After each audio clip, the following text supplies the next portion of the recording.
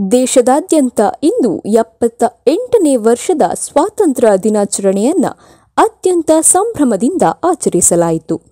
ರಾಷ್ಟ್ರೀಯ ತ್ರಿವರ್ಣ ಧ್ವಜವನ್ನು ಹಾರಿಸಿ ರಾಷ್ಟ್ರಗೀತೆಯನ್ನು ಹಾಡುವುದರೊಂದಿಗೆ ದೇಶದ ಸ್ವಾತಂತ್ರ್ಯಕ್ಕಾಗಿ ಮಡಿದ ನಾಯಕರನ್ನು ಸ್ಮರಿಸಲಾಯಿತು. ಸಂತಸದ ಸ್ವಾತಂತ್ರ್ಯ ದಿನಾಚರಣೆಯ ಸಂದರ್ಭದಲ್ಲಿ ದೇಶದ ಎಲ್ಲ ಶಾಲಾ ಕಾಲೇಜು, ಸರಕಾರಿ ಕಚೇರಿ, ಸಾರ್ವಜನಿಕ ಸ್ಥಳಗಳಲ್ಲಿ ಅತ್ಯಂತ ಸಂಭ್ರಮದಿಂದ ಸ್ವಾತಂತ್ರ್ಯೋತ್ಸವ ಆಚರಣೆ.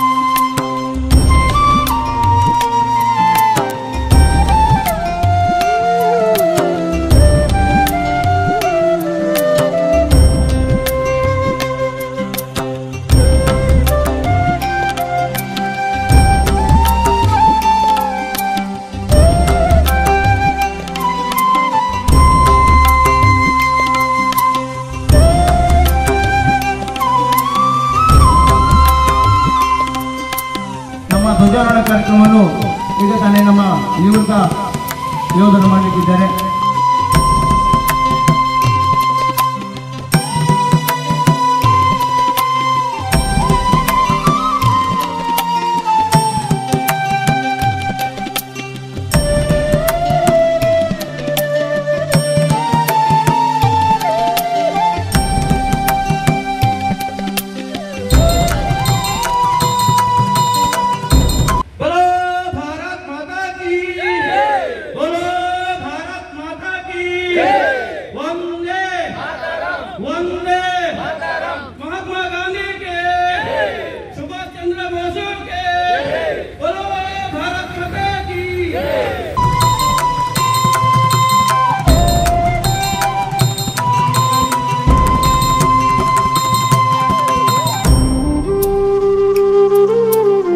ನಮ್ಮ ನೆಲ್ಯಾಡಿ ಕೌಕ್ರಾಡಿ ಆಟೋ ರಿಕ್ಷಾ ಚಾಲಕ ಮಾಲಕ ಸಂಘದ ವತಿಯಿಂದ ನಡೆಯುವಂತಹ ಈ ಒಂದು ಧ್ವಜಾರೋಹಣ ಕಾರ್ಯಕ್ರಮದ ವೇದಿಕೆಯಲ್ಲಿರುವಂತಹ ಎಲ್ಲ ಗಣ್ಯರೇ ಹಾಗೂ ಆಟೋ ಚಾಲಕ ಮಾಲಕ ಸಂಘದ ಪದಾಧಿಕಾರಿಗಳೇ ಹಾಗೂ ಎಲ್ಲ ನನ್ನ ಆತ್ಮೀಯ ಆಟೋ ಚಾಲಕ ಬಂಧುಗಳೇ, ಬಹಳ ಒಂದು ಸಂತೋಷದ ಹಾಗೂ ಸಡಗರದ ಸಂಭ್ರಮದಲ್ಲಿ ನಾವಿದ್ದೇವೆ. ನಮ್ಮ ಭಾರತ ದೇಶವು ಸ್ವಾತಂತ್ರ್ಯವನ್ನು ಗಳಿಸಿ ಇಂದು ನಾವು 78ನೇ ಉತ್ಸವವನ್ನು ಮಾಡುತ್ತಿರುವ ಸಂದರ್ಭದಲ್ಲಿ ತಮಗೆಲ್ಲರಿಗೂ ಈ 78ನೇ ಸ್ವಾತಂತ್ರ್ಯೋತ್ಸವದ ಶುಭಾಶಯಗಳನ್ನು ಕೋರುತ್ತಾ, ಈಗಾಗಲೇ ಈ ಕಾರ್ಯಕ್ರಮಕ್ಕೆ ಒಂದು ಬಹಳ ಸಂತೋಷದಾಯಕ ವಿಷಯ ಅಂತ ಹೇಳಿದ್ರೆ, ನಾವು ಒಬ್ಬರ ನಿವೃತ್ತ ಯೋಧರನ್ನು ಕರೆಸಿ ತಾವು ಈ ಒಂದು ಧ್ವಜಾರೋಹಣ ಕಾರ್ಯಕ್ರಮವನ್ನು ನೆರವೇರಿಸಿದೆ. ಅದಕ್ಕೋಸ್ಕರ ಎಲ್ಲ ಆಟೋ ಚಾಲಕ ಮಾಲಕ ಸಂಘದ ಪದಾಧಿಕಾರಿಗೆ ನನ್ನ ವೈಯಕ್ತಿಕ ಹಾಗೂ ಪಂಚಾಯತ್ನ ಪರವಾಗಿ ನಿಮಗೆ ಧನ್ಯವಾದಗಳನ್ನು ಸಲ್ಲಿಸ್ತಾ ಇದ್ದೇನೆ. ಯಾಕೆಂದ್ರೆ ಆ ಕಾರ್ಯಕ್ರಮಕ್ಕೆ ಒಂದು ಮೆರುಗು ಇವತ್ತು ಯೋಧನ ಕೈಯಿಂದ ಆಗಿದೆ. ನಿಜವಾಗ್ಲೂ ಅವರು ಜಮ್ಮು ಕಾಶ್ಮೀರ, ಈಗ ಅವರು ಹೇಳಿದಾಗಲೇ ನಮಗೆ ಗೊತ್ತಾದ್ದು, ಕಾರ್ಗಿಲ್ ಯುದ್ಧದ ಸಮಯದಲ್ಲಿ ಕೂಡ ಅವರು ಯೋಧರಾಗಿ ಸೇವೆಯನ್ನು ಸಲ್ಲಿಸ್ತಾ ಇದ್ದಾರೆ ಸರ್. ತಮಗೆ ಅದಕ್ಕೋಸ್ಕರ ಇನ್ನೊಮ್ಮೆ ನಾನು ನನ್ನ ವೈಯಕ್ತಿಕ ಧನ್ಯವಾದವನ್ನು ಸಲ್ಲಿಸ್ತಾ ಇದ್ದೇನೆ. ಇಂತಹ ಅನೇಕ ಮಹಾನ್ ನಾಯಕರು ನಮಗೆ ಆ ಒಂದು ಸಂದರ್ಭದಲ್ಲಿ ತಮ್ಮ ತ್ಯಾಗ ಬಲಿದಾನದ ಮೂಲಕ ಸ್ವಾತಂತ್ರ್ಯವನ್ನ ತಂದುಕೊಟ್ಟಂತಹ ಎಲ್ಲ ಆ ಮಹಾನುಭಾವರನ್ನ ಸ್ಮರಣೆಯನ್ನು ಮಾಡಿಕೊಳ್ಳುತ್ತಾ ಈ ಒಂದು ಅವಕಾಶವನ್ನು ಮಾಡಿಕೊಟ್ಟಂತಹ ತಮಗೆಲ್ಲರಿಗೂ ಧನ್ಯವಾದವನ್ನ ತಿಳಿಸುತ್ತಾ ನನ್ನ ಮಾತನ್ನು ಮುಗಿಸ್ತೇನೆ. ಜೈ ಹಿಂದ್, ಜೈ ಕರ್ನಾಟಕ.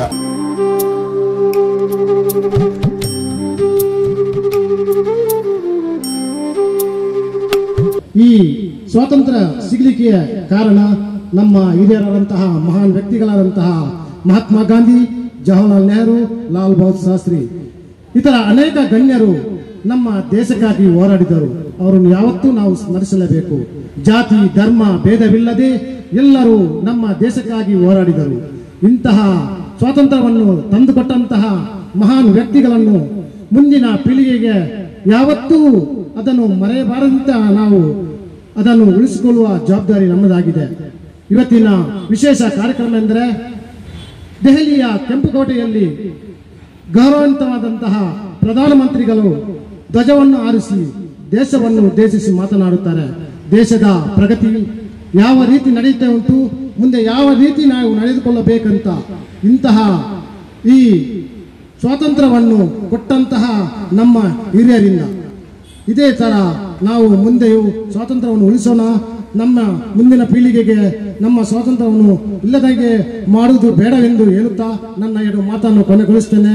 ಜೈ ಭಾರತಾಂಬೆ. ರಿಕ್ಷಾ ಚಾಲಕರ ಮಾಲಕರ ಸಂಘದಿಂದ 78ನೇ ವರ್ಷದ ಸ್ವಾತಂತ್ರ್ಯೋತ್ಸವವನ್ನು ನಮ್ಮ ನಿವೃತ್ತ ಯೋಧ ಚಾಕೋರವರ ದಿವ್ಯ ಹಸ್ತದಿಂದ ಧ್ವಜಾರೋಹಣ ಮಾಡುವ ಮೂಲಕ ವಿಜೃಂಭಣೆಯಿಂದ ಆಚರಿಸ್ತಾ ಇದ್ದೇವೆ. ಇದು ಒಂದು ಐತಿಹಾಸಿಕ ಸಮಯ ಅಂತ ಹೇಳ್ಬೋದು. ಯಾಕಂತ ಹೇಳಿದ್ರೆ ರಿಕ್ಷಾ ಚಾಲಕರ ಮಾಲಕರ ಸಂಘದಿಂದ ಇಷ್ಟು ಒಳ್ಳೆಯ ಒಂದು ಆಚರಣೆ ಆಗ್ತದೆ ಅಂತ ಹೇಳಿದ್ರೆ ಇದು ಭಾರಿ ಒಂದು ಸಂತೋಷದ ವಿಷಯ.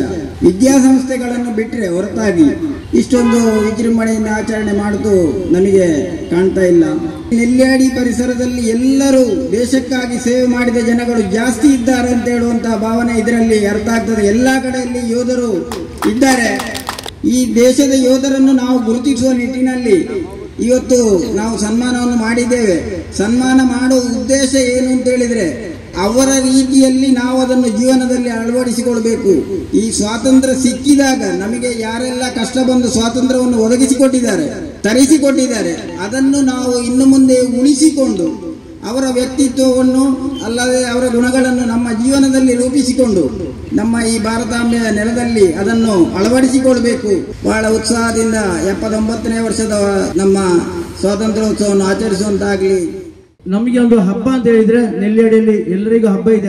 ಅದು ಧಾರ್ಮಿಕ ಹಬ್ಬಗಳು ವಿಶೇಷವಾಗಿ ಇರುತ್ತದೆ, ಎಲ್ರಿಗೂ ಇರ್ತದೆ. ಆದ್ರೆ ನಮ್ಮ ನೆಲ್ಯಾಡಿಯಲ್ಲಿ ರಿಕ್ಷಾ ಚಾಲಕ ಮಾಲಕರಿಗೆ ಹಬ್ಬ ಅಂತ ಹೇಳಿದ್ರೆ ಸ್ವಾತಂತ್ರ್ಯೋತ್ಸವದ ದಿವಸ.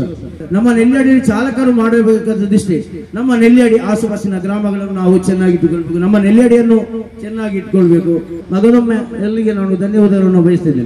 ಮಾಜಿ ಯೋಧರಾದ ಚಾಕೋಚ ಅವರಿಗೆ ಕೂಡ ಆಟೋ ಚಾಲಕ ಮಾಲಕ ಸಂಘದ ವತಿಯಿಂದ ಧನ್ಯವಾದವನ್ನು ಅರ್ಪಿಸುತ್ತಿದ್ದೇನೆ.